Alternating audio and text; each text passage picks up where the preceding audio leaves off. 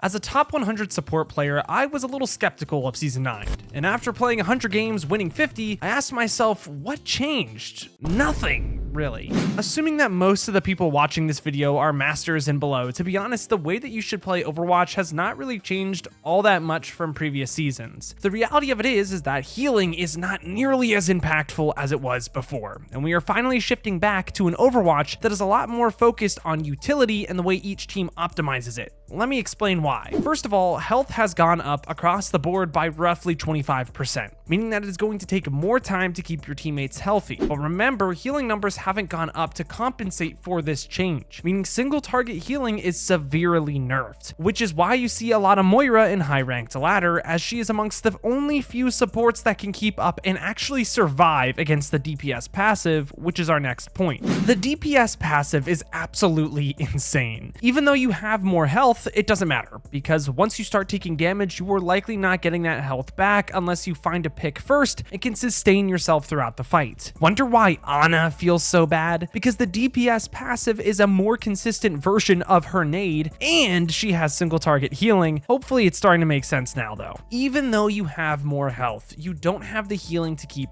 up with it, and the DPS passive only makes that worse. This brings me to the last point. If your healing is reduced by 20%, you would have to do it more. However, this also means that you are going to be generating 20% less ultimate charge through doing raw healing as well, which was a big part of why good players would heal their teammates in the past anyways. Why look for shots on Ana when you can just force your Winston to take damage and get nano off of it? That strategy just doesn't work anymore because ultimate cost has been raised across the board, healing is reduced by 20%, and the person you are going to be healing more, the tank, gives you less ultimate charge for healing, which was an initial Overwatch 2 mechanic, mind you. In brevity, healing does a lot less for your team now than it did in the past. This doesn't mean you shouldn't heal your team. I mean, just watch the gameplay on screen. Just understand that damage and utility is more important than ever before. To be honest though, looking for opportunities to weave in damage amongst the healing chaos was always the most optimal play. It's just that you didn't get punished as hard as you should have for this misplay before. Now you do. So if you never subscribed to the ideology that damage is healing from my videos all those years ago, I suggest you do so now. So if nothing has really changed and the game is still really similar, why does your favorite character feel like shit, for lack of a better term? Well, hopefully this was already covered in the Ana case, but it really comes down to, can the character live against the 3-2-1 meta with high mobility? Does the character have AoE healing capabilities? Or lastly, does the support have good enough utility to make up for one of these shortcomings?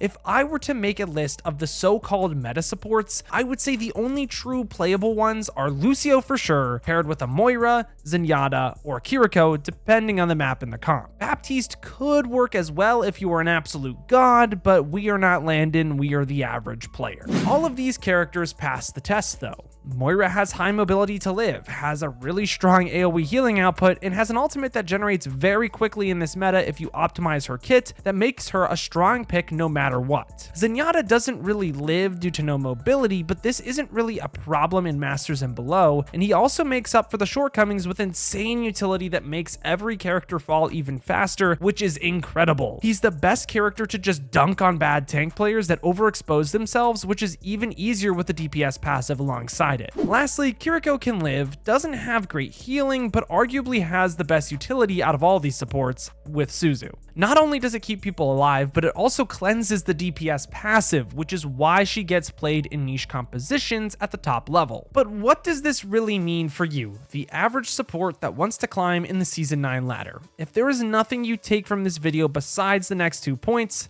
I'd be happy. Point number 1, Overwatch hasn't really changed for most players. You still gotta prioritize your damage and perfect your utility usage. Point number 2, don't be afraid to lock low heal compositions because of this. Zenyatta and Lucio are the key characters to climb until you get to a GM level where you're going to want to lock a character that can live easier like those Moiras and those Kirikos. It feels pretty lackluster all things considered, but in reality, this is how the patch is. To be honest, I don't really mind it. It definitely feels a lot more fun at the top levels, but I am curious to know how you guys all feel about it, especially in those bronze, silvers, golds, and plat ranges. Aside from that, thank you all so much for watching, but until next time, I've got to peace out and Paz out. I'll see you in the next one.